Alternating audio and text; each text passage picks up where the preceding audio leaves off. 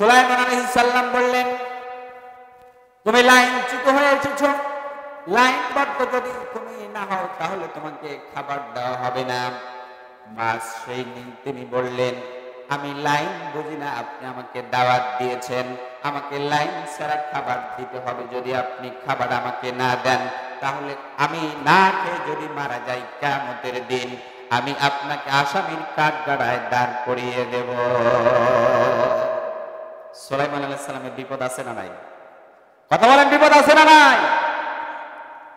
এবার সুলাইমান আলাইহিস সালাম সঙ্গে সঙ্গে জিনদেরকে ডাক দিয়ে বললেন, ও জিনেরা তোমরা শোনো, যারা লাইনবদ্ধ আছে তাদেরকে তুমি খাবার দিবে, তবে এর পূর্বে লাইনচ্যুত হয়ে লাইন ছাড়া যে ব্যক্তি যে মাছটি সাগরের মধ্যে সে কিনারায় দাঁড়িয়ে পড়েছে, ওই মাছটি খাবার জন্য আমার কাছে মিনতি করছে, কাকুতি করছে, সুতরাং ওই মাছটাকে তোমরা লাইন ছাড়াই খাবার দিয়ে দাও। বলুন সুবহানাল্লাহ। নীল তিনি বললেন, আপনি আমাকে খাবার দিবেন ঠিক আছে, তবে যতক্ষণ পর্যন্ত আমার মুখটা হা করা থাকবে ততক্ষণ পর্যন্ত আমার মুখের মধ্যে আপনি খাবার দিবেন। যখন আমার মুখটা বন্ধ হয়ে যাবে তখন খাবার দেওয়া বন্ধ করে দিবেন। এমন সময় নীল তিনি হা করে বলল, আমাকে খাবার দেওয়া শুরু করে দাও। সুলাইমান আলাইহিস সালাম জিনদেরকে পারমিশন দিলেন, তোমরা নীল তিনি হা করে ফেলেছে, ওর মুখের মধ্যে তোমরা খাবার দাও। শেষ পর্যন্ত এক ডেকসি ভাত ছিল, এক ডেকসি ভাত নীলতিমির মুখের মধ্যে দিলেন, কিন্তু নীলতিমি হা করে আছে। এবার এক ডেকসি খিচুড়ি দিয়ে দাও, এক ডেকসি খিচুড়ি নীলতিমের মুখের মধ্যে দিলেন, তারপরেও নীলতিমি হা করে আছে। এবার বললে এক ডেকসি পোলোয়া দিয়ে দাও, এক ডেকসি পোলোয়া নীলতিমির মুখের মধ্যে দিলেন, তারপরে নীলতিমি হা করে আছে। এমন সময় সুলাইমান আলাইহিস সালাম বললেন, ও জেনেরা তোমরা 100টি গরু মেরে তাড়াতাড়ি ফ্রাই করে রান্না করে নীলতিমির মুখের মধ্যে দিয়ে দাও। 100টি গরু মেরে নীলতিমির মুখের মধ্যে দিয়ে দিলেন, তারপরেও নীলতিমি হা করে আছে। বলুন সুবহানাল্লাহ। খাবার বন্ধ করতে হবে কখন? মুখ যখন বন্ধ করবে তখন খাবারটা বন্ধ করতে হবে। শেষ পর্যন্ত এরকম করতে করতে 10 কিলোমিটার এরিয়া জুড়ে যত খাবার ছিল সমস্ত খাবার নীলতিমির মুখের মধ্যে দিয়ে দিলেন, তারপরেও নীলতিমি হা করে আছে।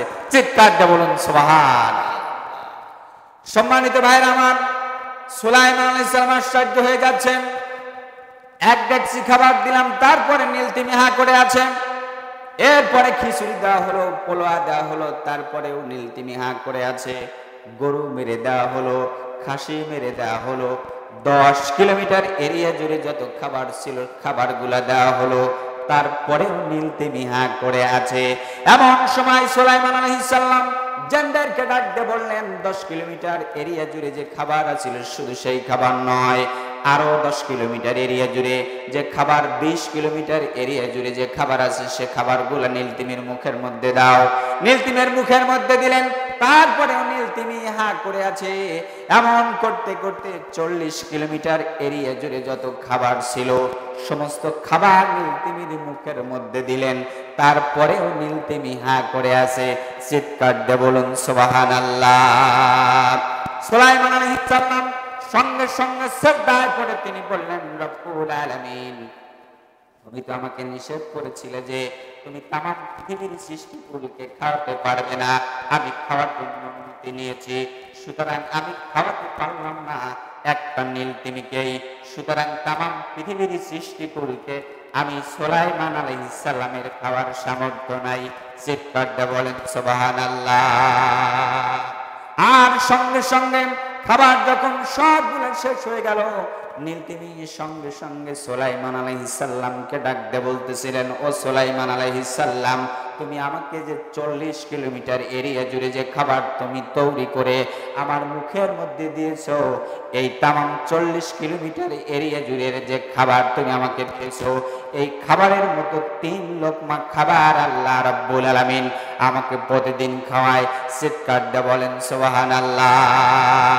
যে 1 লোকমা তুমি আমাকে খাবার দিয়েছো, আল্লাহ রাব্বুল আলামিন যে 3 লোকমা খাবার আমাকে খাওয়ান, এই খাবার 3 লোকমা খাবারের এক লোকমা আমাকে দিয়েছো। আর আল্লাহ রাব্বুল আলামিন সুবহানাহু ওয়া তাআলা আমাকে প্রতিদিন এরকম করে 3 লোকমা খাবার খাওয়ায়। চিৎকার দিয়ে বলেন সুবহানাল্লাহ। সুতরাং এজন্য আল্লাহ তাআলার আমাকে প্রশংসা করতে হবে যে আল্লাহ রাব্বুল আলামিন तमाम পৃথিবীর সৃষ্টিকুলকে পেট পূর্তি করে, উদর পূর্তি করে খাওয়ায়। চিৎকার দিয়ে বলুন সুবহান। সম্মানিত ভাইরা আমার, আমি যে পবিত্র কোরআনুল কারীমের আয়াত কারিমা তেলাওয়াত করছি, সকলে আমার সাথে পড়ুন আউযু বিল্লাহি মিনাশ শাইতানির রাজিম। বিসমিল্লাহির রাহমানির রাহিম। ওয়া ক্বাদা রাব্বুকা আল্লা তা'বুদু ইল্লা ইয়্যাহু ওয়া বিল ওয়ালিদাইনি ইহসানা। আল্লাহু আকবার। আল্লাহ সুবহানাহু ওয়া তাআলা বলেছেন ইবাদত করতে হবে প্রথম কার? আর ওদের বলেন কার? এরপরেই বলেছেন ওয়াবিল ওয়ালিদাইনি ইহসান, পিতামাতার খেদমত করতে হবে, পিতামাতাকে ইহসান করতে হবে, দয়া করতে হবে। যেমন করে পিতামাতা আমাদেরকে ভালোবেসেছেন, দয়া করেছেন, অনুগ্রহ করেছেন, তেমন করে আমাদেরকে আল্লাহ সুবহানাহু ওয়া তাআলা বলেছেন আল্লাহর ইবাদতের পরেই পিতামাতারা আমাকে যেমন ভাবে ইহসান করেছে, দয়া করেছে, ভালোবেসেছেন, ঠিক তেমনি ভাবে পিতামাতা যখন বার্ধক্য উপনীত হবে, বয়সপ্রাপ্ত হয়ে যাবে, তখন তাদের খেদমত করার দরকার আছে না নাই? আর যারা বলেন দরকার আছে না নাই? এরা যদি দোয়া করে, দোয়া যেমন কবুল হয়ে যায়, বদ দোয়া করলেও সেটাও কবুল হয় কি হয় না? আর যারা বলেন হয় কি হয় না? আপনার কাছে দোয়া করলে যেমন কবুল, বদ দোয়া করলেও তেমন কবুল। যদি দোয়া শুধু কবুল হতো তাহলে একটা কথা ছিল, বদ দোয়া তো কবুল হয়ে যায়, মুসিবত আছে না নাই? পিতামাতা যদি বদ দোয়া দিয়ে দেয়, এর মতো মুসিবত দুনিয়াতে আছে? আমি ছোট্ট একটা দৃষ্টান্ত, এটা কোরআন হাদিসের বাইরের একটা দলিল। আমি যখন ঢাকা সরকারি আলিয়াতে পড়াশোনা করি, আমার এক বন্ধু ছিল, আমি বাস্তব কথাটা বলছি, ও নেমে পাস করল, পড়াশোনা শেষ করে বদ দোয়া এবং দোয়া কেমন করে কবুল হয়, এজন্য আমার দৃষ্টান্তটা চলে এসেছে। সম্মানিত ভাইয়ের আমার, এমএ পাস করবে, বিয়ের সাথী করবে, চাকরি বাকরি নাই, শেষ পর্যন্ত বিয়ের সাথী করবে। পিতা মাতা দেখলো যে ছেলে তো উপযুক্ত হয়েছে, বিয়েটা দিয়ে দেওয়ার পরে ছেলে তো বেকার, বেকার যে ছেলে বেকার, তারপরে বিয়ে করেছে।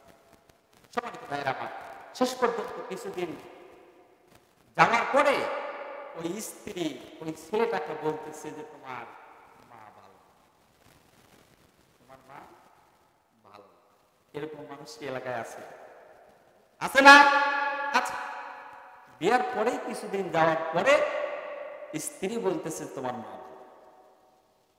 এভাবে কিছুদিন অতিক্রম হওয়ার পরে বলতেছে যে আমি আর তোমার বাড়িতে থাকবো না, তোমার বাপও, তোমার মাও ভালো না, তোমার বাপও ভালো, তোমার বাড়িতে আমি থাকবো না। যদি আমার সাথে ঘর সংসার করো, আমাকে স্ত্রী হিসেবে যদি তুমি মানো, তাহলে এই বাড়ি থেকে আমার বাপের বাড়ি।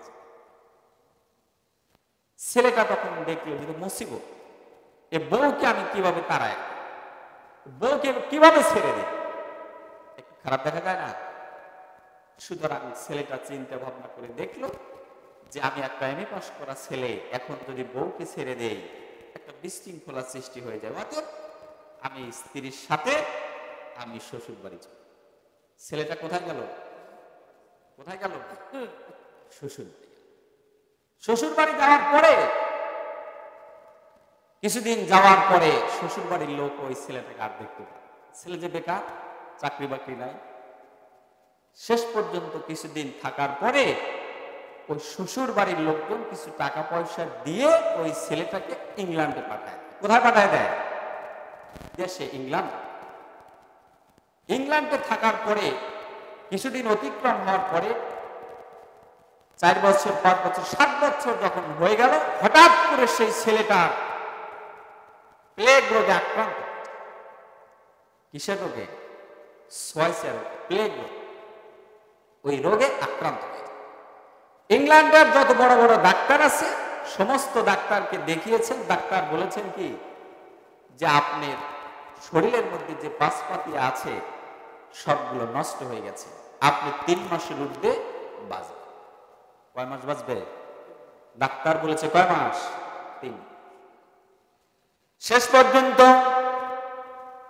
ওই ছেলেটি ইংল্যান্ড থেকে স্ত্রীর কাছে চিঠি লিখলেন, প্রাণের প্রিয়তমা, আমি ইংল্যান্ডের 7টি বছর অতিক্রম করেছি, আমি এখন বাড়িতে চলে আসব।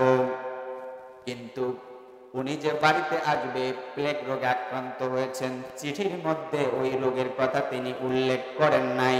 স্ত্রীকে শুধু বলছেন আমি 7 বছর ইংল্যান্ডে থেকেছি, আমি এখন বাড়িতে চলে আসব। এমন সময় স্ত্রী বললেন, চিঠির জবাব দিয়ে তিনি বললেন, তুমি যখন বাড়িতে চলে আসবে আমার জন্য ইংল্যান্ডের থেকে শাড়ি নিয়ে আসবে, আমার জন্য 3 পিস নিয়ে আসবেন, আমার জন্য শ্যালক বলল আমার জন্য ঘড়ি নিয়ে আসবেন, শ্বশুর বলল আমার জন্য পাঞ্জাবি নিয়ে আসবেন, লুঙ্গি নিয়ে আসবেন, শাশুড়ি বলল আমার জন্য শাড়ি নিয়ে আসবেন। এমন করে সকলেই শুধু বললেন আমার জন্য এটা নিয়ে আসবেন, ওটা নিয়ে আসবেন, গহনা নিয়ে আসবেন, অলংকার নিয়ে আসবেন।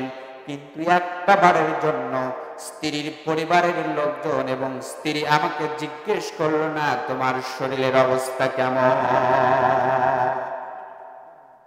একবারের জন্য জিজ্ঞেস করলো না। উনি যে ইংল্যান্ড থেকে বাড়িতে আসছে বা আসবে